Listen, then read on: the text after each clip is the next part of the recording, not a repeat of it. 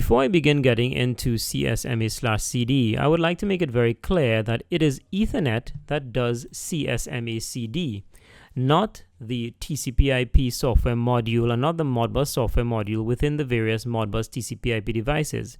It's all Ethernet. So let's have a look now at CSMA/CD and see how it works.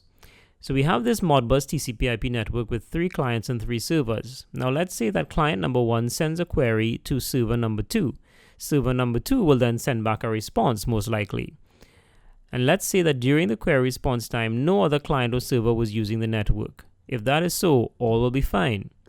Now this is what usually happens because an Ethernet network operates at extremely high speeds of up to 100 megabits per second. That's really fast. A query response cycle that could therefore take place in the fraction of a blink of an eye. Now sometimes, but not too often, 2 devices will try to access the network at the very same instant. Let's look at that now.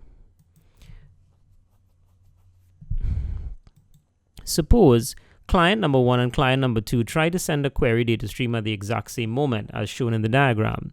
What happens is that they put their data out at the same instant and both data packets become corrupted. This is called a collision. But within Ethernet, this is okay. Ethernet hardware is able to detect a collision. So that's the CD part of CSMA/CD, collision detection. So in our example, what would happen is that the Ethernet module in client number 1 and client number 2 would detect the collision and back off for a randomly generated amount of time. Then when the time is up, they would each transmit again. Now, since the random time is independently generated, they will back off for different amounts of random time. So let's say, for example, that client number 1 backs off for a longer amount of time than client number 2. This would mean that client number 2 would be able to go ahead and complete its query response cycle before client number 1 even tries to transmit again.